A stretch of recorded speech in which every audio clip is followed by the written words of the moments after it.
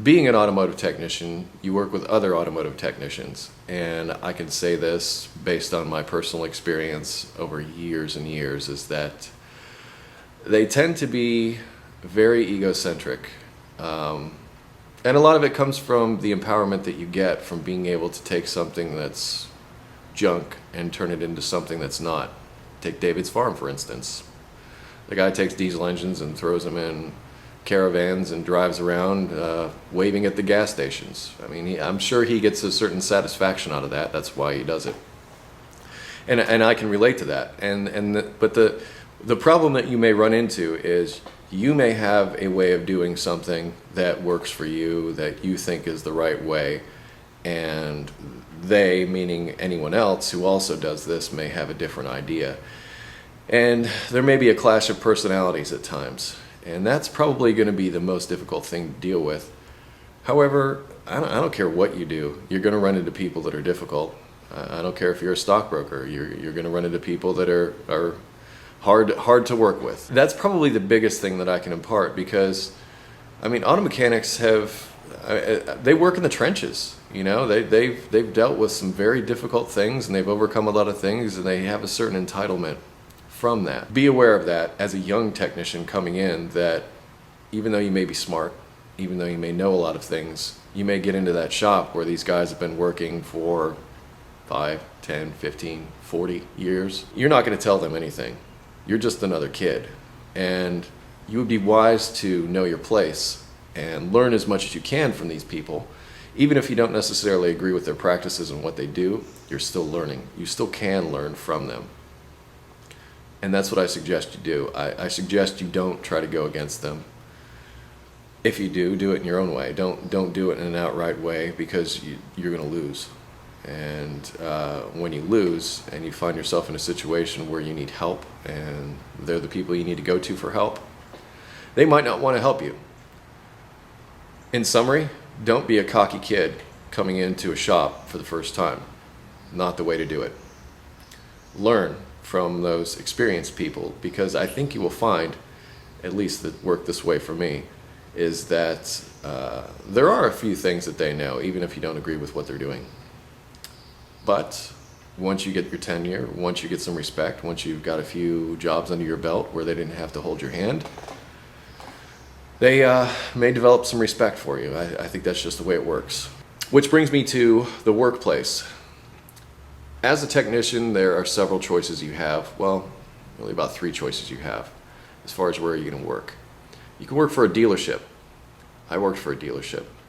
And I can say you will be abreast of the latest and greatest technology and information.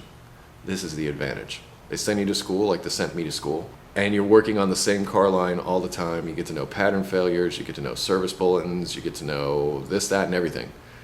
But you become a specialist. If you work for a certain car dealer, it's most likely you're going to gravitate towards working on those types of cars, and that's about it. You're going to become complacent and sometimes lazy in your efforts as a technician. And that's just something that happens over time. If you're working on the same thing day in and day out, yeah, you're going to know it like nobody's business, but take you outside of that comfort zone, and you may find that you've got a lot to learn. But once again, nobody's going to know that car line better than you if you're working for a dealer. It doesn't matter what dealer, just a dealer.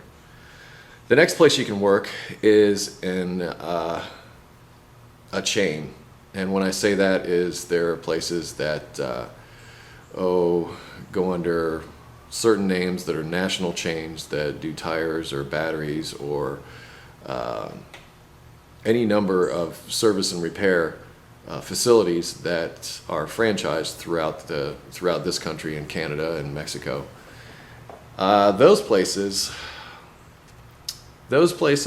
are hit and miss, because like I said, they're a franchise. So though you may work for a corporate entity, that corporate entity lays out certain guidelines on what they expect from their name on the door.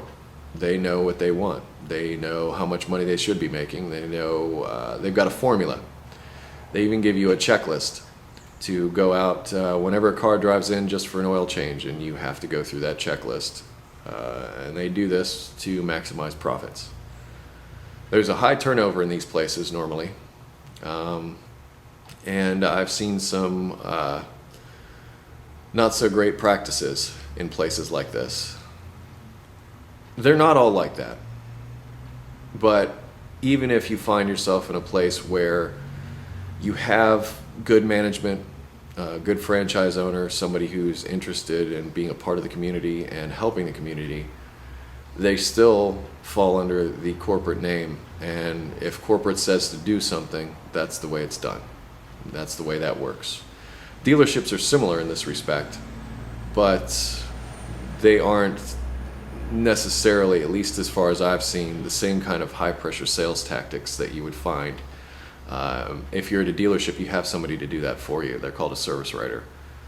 We'll have a whole discussion about them at some point in the future. If you find yourself at one of these places, I don't know what to tell you. And I don't want to say one way or the other, don't work at these places, because some of you out there may already be working at these places and watching this video. And you can tell me if I'm wrong, because I've worked at a limited number. I mean, there's thousands of these places all over the country and all over Canada and North America and everywhere. They're everywhere. So if you've got an opinion on this, I'm more than willing to hear it and hear you weigh in. But that's been my experience. Next, you have the independent shop. And in the independent shop, that means that there's an owner who is not affiliated with any particular car line, dealership, or franchise that has their own shop.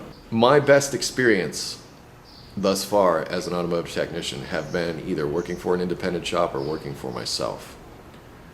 Working at an independent shop, I learned a lot. I got in with a really good place, and I'm not afraid to say it. It's Bob Matthews Import and Domestic Auto Repair in Pittsburgh, Pennsylvania. He took me in while I was still in school, and was an excellent technician all around. There was so much I could have learned from him. I'm really sad that I didn't continue with that job and I actually moved from Pittsburgh. For me, that was the best experience. If you, as a young technician starting out, find yourself at one of these places that has a person similar to the person that took me in, stay there as long as you can. The pay won't be as good as if you're at a dealership. A dealership is probably going to pay you better than anywhere else. If you're in it to make money, a dealership is where you should go, and go for the highest end cars you can possibly get into. There will be a lot more competition because, of course, the guys that have been technicians know that yes, the dealership is where you can do quite well, probably better than anywhere else. But the independent shop, I think, is a better work environment. It was the best work environment I've ever been in. And for my money, like I said, if you can find yourself in a place, an independent shop with somebody who is as talented as Bob Matthews was, that's where I would stay for as long as I could.